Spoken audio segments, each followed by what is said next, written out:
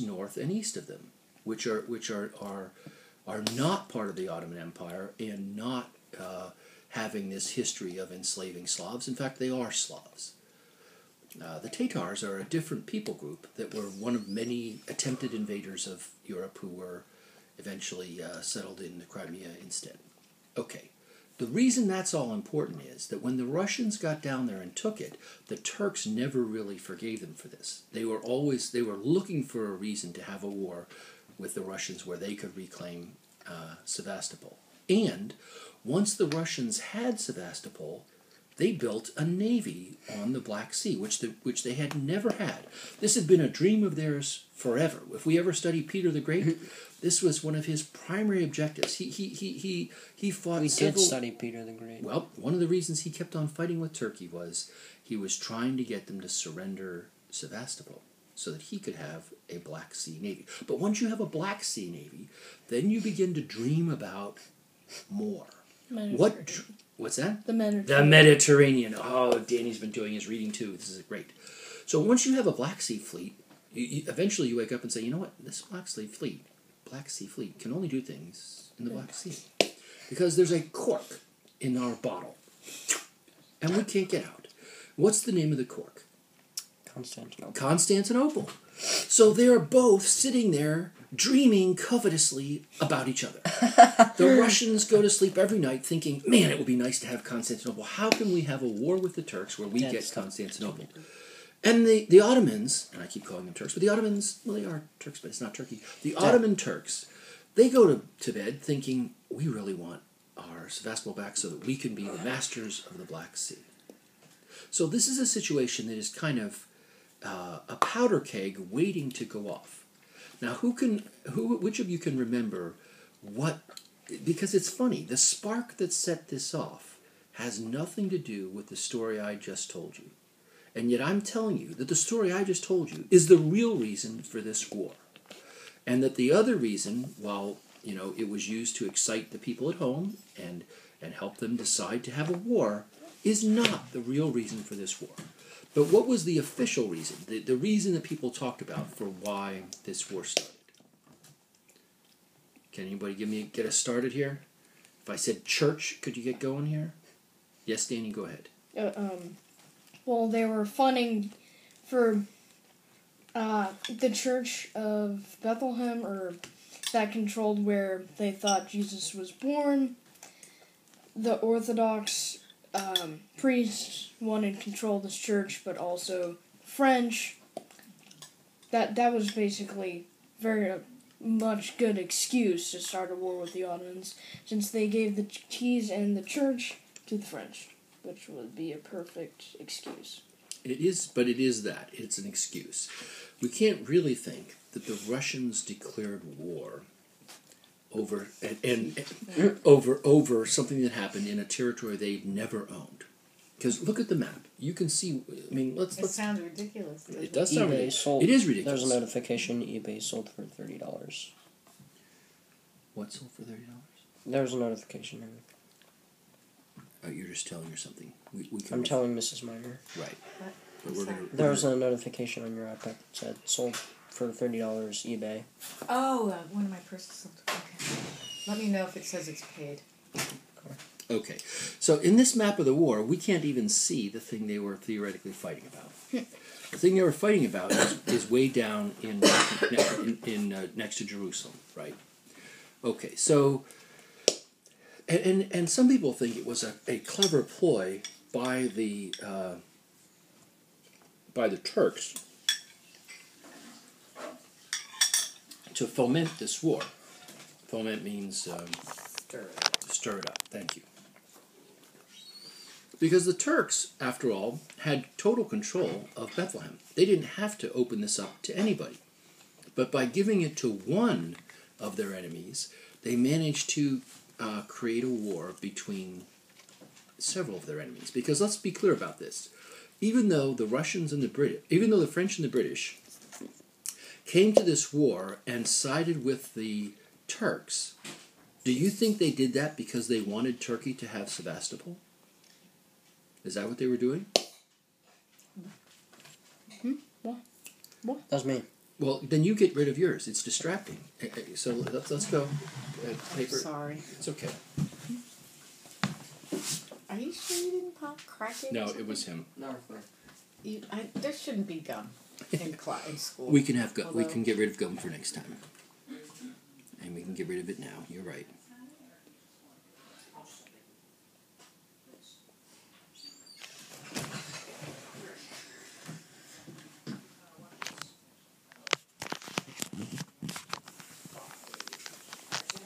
It was upside down. It's going to be a little hard on them then. They'll have to turn it upside down on their side. All right, come on back, Ben. Let's go. Some bacon on it. Rub some bacon. Written link to the Okay. bacon song. But back to the Crimean. So here we go. This is a picture of the war itself. And here we see the Crimean Peninsula. It has some interesting features. So it has a connection to the north to what says it's Russia here, but nowadays we would call that Ukraine. And then it has a connection to the east to something called the Kerch Peninsula that reaches out just a little bit. And up here, it has another little body of water. Okay, another little body of water that is dominated by the person who dominates the Crimean Peninsula, because they can't get in and out without owning this. Okay, so here you get to see what the Allies did. And by the Allies, I mean the French and the British. It's upside down. Danny just turned it the other way because he said you had it upside down. Look. The numbers are upside down there. So. Okay. It's gonna be- So what is interesting about the fact that the French and the British are fighting together? Does that strike anybody as odd? Because they've been at war for, I don't know how many Yeah. years. They've really been at war pretty Forever. much since the 100 Years' War. You know, so Before that, even. even before that, so 1350, even earlier. I mean, this has been a long time. They fought several hundred years over colonies, but a major thing happened with the end of the Napoleonic era, and that is that France essentially gave up on competing. Really, they gave up on competing for colonies. They didn't end up with the French and Indian War when they lost Canada. But they hadn't given up on fighting the English until after the Napoleonic period. So the Napoleonic period, the end of that period, begins a long time during which Europe, the main continent of Europe, has many fewer wars than it had for the period before. We've been used to the fact that basically Europe is having a major war somewhere just about all the time. After 1815, they created what they called the Concert of Nations, an agreement that they should try to resolve differences peacefully. Now we're going to talk about some major exceptions, like the formation of Germany. Formation of Germany is what eventually dooms this enterprise. It was a lot easier to do when the five major powers were, give me one at a time, the five major powers that make up the Concert of Europe, it suppresses but doesn't eliminate war in Europe for 100 years until the outbreak of World War I. What are those five nations? Who can give me one? Danny? Austria. Austria is one, although it's also called Austria-Hungary. Yes, Ben? Britain. Britain is one. Give me another one, Danny. France. France is one. Give me another one, Ben. Russia. Russia is one. And what's the fifth? This is the concert of Europe? Yes. Yes, Ben. Ottoman Turks. No. That's not. No, The that's Turks. the The Turks Technically, are. that's not Europe. The Turks are anathema because they are Muslim. They're Muslim. So give me another one. This fifth one, it's the giant power vacuum right in the middle. Italy. But Italy Not wasn't Italy, because Italy's not a nation. Germany. Germany is not a nation, but you're close in But territory. see, Germany is what caused the Sorry, problem, right? Or not. Prussia. Prussia. Remember Du-du-du-du. that Prussia was one of the powers that overthrew Napoleon. In fact, they fought with Buyer paid arguably the $42. most enthusiasm versus Napoleon. But it is their change in status from being the weakest to the strongest of those five that eventually overthrows the balance of power. So here we are, but that means that the French and English have started to rethink their strategic relationship, and they're able to see that there are some things that are more important for them together than for them to fight over them. So you read about a different war that takes place at almost exactly the same time.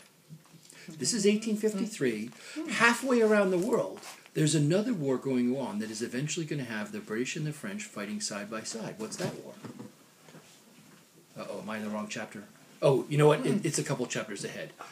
I'll tell you about it just so you can think about it in context when you get there. And the year now is? This is 1853. Okay. Enfield rifle in 1853. Right, that's right. They're going to be fighting together in China. The Opium War? Yes. Oh. That's right. What time exactly was the Opium War? Go to the videotape. I don't have my You bring it up here, Ben. Do a search for Opium War. But there's also the Taiping Rebellion. Which is in the chapter. Maybe that's why it's related. Chapter 3. Just put Opium War.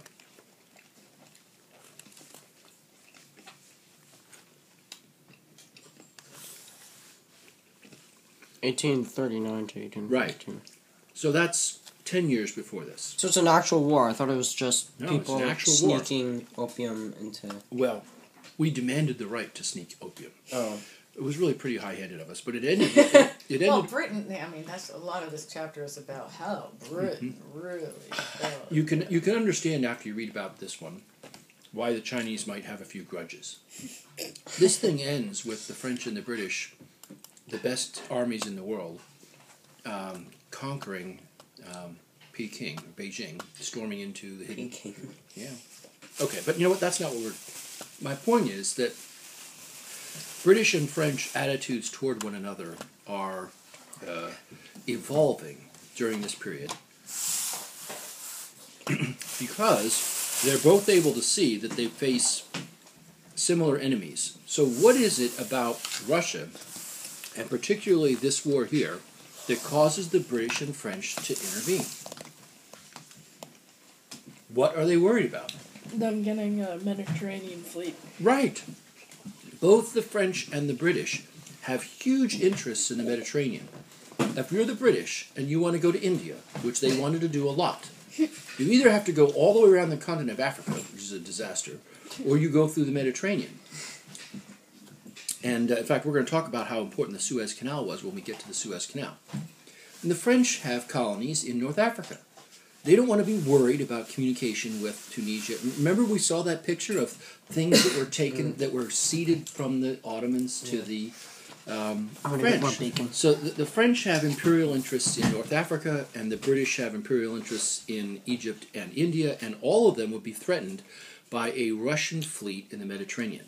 So they are fighting this war, Mr. Abaddon says, not over who gets to own the temple in Bethlehem. We might wish that was what really moved them, but it ain't so. What they were there for is to make sure, absolutely sure, once and for all sure, hey, we're telling you, Russia, that anytime you think you're going to do this, we're going to be opposing you. This dynamic is important in the run-up to World War I, because the run-up to World War I is partly about a Russian desire, again, to conquer Constantinople. The British and the French know that the Ottoman Turks are no longer strong enough to defeat Russia in a one-on-one war.